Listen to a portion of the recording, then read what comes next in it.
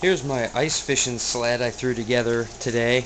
I didn't spend too much time on it. I figured really there was no need. It's just a couple milk crates, 4 milk crates built on a 60-inch torpedo brand toboggan here that I picked up. I guess they're made in Canada. 60 inches long, 14 inches wide. I put some polyester resin on there just to protect the wood. I was hauling around my girlfriend's son JT, who weighs about 80 pounds. I was hauling him around on it when we had a little bit of snow. So I think I could probably haul 250 pounds on this sled without being overweight, I don't think. Let me show you what I got. Alright, I just took this first milk crate. It's really hard to see in there, but it's cut out so the toboggan goes back in there, because like I said, it's a 60-inch sled, and 4 milk crates are a little over 4 foot, so there's not a whole lot of room on there. But I lined up on the back and I just cut the front out so where the toboggan goes in. Pretty easy. Made some PVC rod holders here. The rods just go in like that. Holds them pretty good. I got an insulated battery box, 3/4 insulation on either side, and then 1.5 inches. The top, I figure the battery should be vented a little bit anyway, so I'm just going to put a piece of canvas over the top of that and a little bungee cord. Hold it on there. This bucket, let me show you here. This is just my inverter there, 400 watt power inverter, endurance. It's got a coolant fan on it. It works pretty good. It's a little noisy when it first starts up, but once it warms up, it's okay. We keep that inside the hut. And the battery, I've kept it in the hut or outside the hut, and it really, it's pretty good for 2 days anyway, either which way you look at it. So I figure I'm going to keep it outside the hut this year. Just insulate it. Battery fits in there nice and snug. I also built these today. They're 1.5 inch thick styrofoam. It has a little cut in the back hole. I just cut them out round, 10 1/4 inches, so they're big enough to cover the ice hole. It's just basically a homemade polar thermal tip-up. It's 1.5 inch thick styrofoam. They also double as 5-gallon bucket seats. You can sit right on that and keep you warm.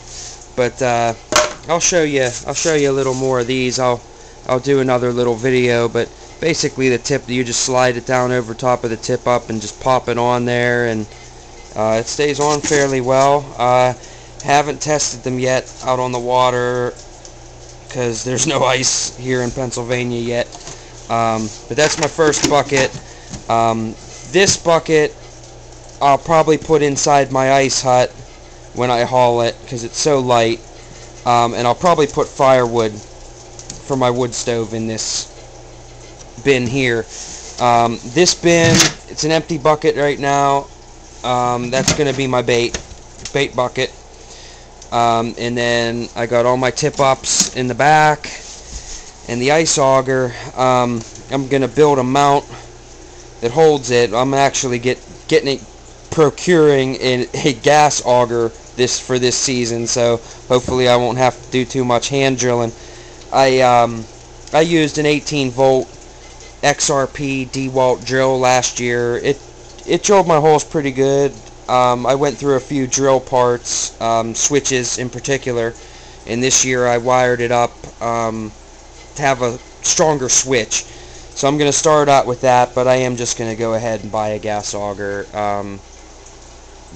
Power converted drills don't really have what it takes for an 8-inch auger. 6-inch auger, I'm sure it would work awesome. But like I said, I cut the inside here. Let's show you. I cut the inside of the milk crate out just to give a little more room if the buckets are out of there. You could put something a little longer in there. It would work out pretty good. I like to have multi-purpose stuff a lot in ice fishing, because why haul chairs when you have perfectly good 5-gallon buckets? So I figure we haul all our gear in 5-gallon buckets, and then it basically gives us 3 chairs. It's just because it's dual purpose. I'm gonna build a grid across the bucket here to keep these tip-ups separate. That's a big problem. Tip-up rigs getting caught in other tip-ups, and braided lines and hooks getting involved, and I'm just gonna go away with all that. Pick up some thin Schedule 20 PVC pipe that's big enough for the reels, get some caps, and I'm gonna go ahead and put them in there so they all have their independent little spots. Can't get tangled up. I think that's gonna make it much easier. But yeah, this is pretty much it. I got my power for my ice hut. That'll be my firewood. I got my bait. I got all my tip-ups and other gear. I carry my tackle and everything in a book bag, or I could just throw it inside my ice hut. But yeah, it's a rock solid rig. As a sled, I picked this up for $20. It's a 60-inch torpedo. It had a date on it, 91, and it looked like it's never been used. So this is a quality sled. This should last a long time with that polyester coating. And yeah, that's my sled. Hopefully I can get to use it here pretty soon. Be catching some of these right here. We'll be catching a few of those right there. Big old bluegill. We'll be catching, let's hope, let's see, where's he at? There he is. Hopefully we'll be catching a few of those as well. Hard to find them with all those bluegills. Hopefully we'll be catching some of those here pretty soon, and get out on the water and yeah, get to use this stuff for once. It's December 3rd, I think, today, and no ice yet. It's supposed to be 48 degrees, and no ice anytime soon, but when there is ice, I will be ready. Hopefully.